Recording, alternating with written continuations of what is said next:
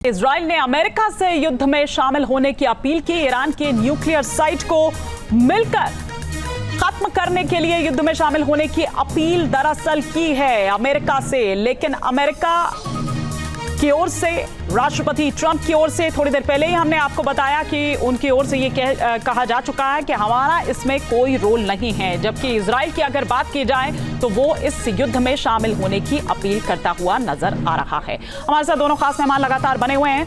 General Mehta का मैं यहाँ पर रुख करूंगी। सर, अंतरराष्ट्रीय समुदाय में चिंता बढ़ गई है जिस तरह से ये दोनों चल रहे हैं और जिस तरह की बयानबाजियां निकलकर सामने आ रही है, स्पेशली अगर मैं सर्वोच्च नेता अली खामेनेई को लेकर कहूं, तो आप इसको किस तरह से देख रहे हैं?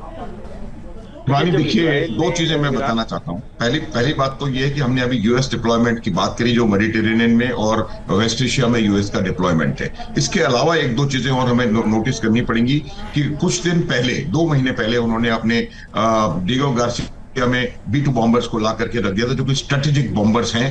तो ये बहुत समय से ये पूरी प्लानिंग चल रही है कि किस प्रकार से ईरान को चारों तरफ से पॉस्चरिंग के द्वारा दबाया जाए और उनको मजबूर किया जाए कि वो न्यूक्लियर डील को साइन करें। पहली बात। दूसरी बात, जहां तक अल खमेनेई के बारे में स्टेटमेंट का जो सवाल है, देखिए, ये बात इजराइल बहुत समय से कहता चला आ रहा है कि ईरान की समस्याओं की जड़ वहां का जो इस्लामिक रेडिकलाइज लीडरशिप है वो है, और वो इजराइल को कहीं ना कहीं उम्मीद है कि ईरान की खुद की आवाम उसके खिलाफ उठेगी और कुछ उसके खिलाफ आवाज करेगी। आपने देखा होगा पिछले 2-3 सालों में, चाहे वो बुरके का मैटर हो या कोई और मैटर हो, कुछ आवाजें उठी हैं इस खतरनाक रिजीम के खिलाफ। तो मुझे ये लग रहा है कि इजराइल का कहीं ना कहीं इसमें एक आइडिया ये है कि वो वहां पर अयतुल्लाह खमेनेई की रिजीम के खिलाफ एक इंटरनल स्ट्राइफ को तैयार करे। और मैं बता देना चाहता हूँ, ईरानी सबसे बड़ी ताकत जो इजराइल की है वो उनकी जो मोसाद के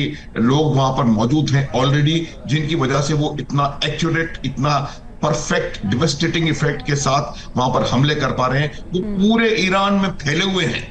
पूरे ईरान में आप देखिए किस प्रकार से इस्माइल हानिया को जाकर के एक रॉकेट से उन्होंने खत्म कर दिया।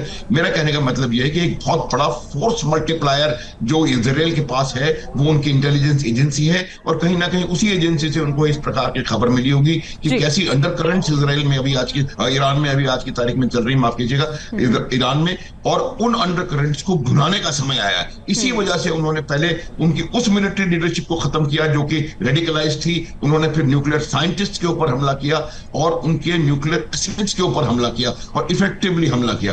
फिर एक भी चीज और हमको देखना चाहिए, ये मानी कि उन्होंने ईरान के पास मिसाइल सिटीज उन्होंने बना रखी है, मिसाइल सेंटर्स, जहां पर उनकी लॉन्चिंग एबिलिटीज हैं। उनमें से एक मिसाइल सिटी को उन्होंने तबाह कर दिया है और अब उनके टारगेट निशाने पर बाकी मिसाइल सिटीज भी हैं। हिजबुल्लाह को कैसे उन्होंने खत्म किया था, 1.5 लाख, एक सेकंड और हिमानी, 1.5 लाख रॉकेट उनके पास थे, उन रॉकेट्स को तबाह किया। वही यहाँ करेंगे वो लोग, इजराइल वाले। और आपने सर बहुत अच्छी बात कही, वो जो इस्लामिक क्रांति की आप बात कर रहे थे कि किस तरह से दोनों के जो रिश्ते हैं वो कहां किस तरीके से बदलते हैं, वरना मिडिल ईस्ट के ये दो देश जो कभी किसी वक्त बड़े अच्छे संबंध जिनके हुआ करते थे, और कैसे अचानक से ये एक दूसरे के खून के प्यासे आज हुए पड़े हैं।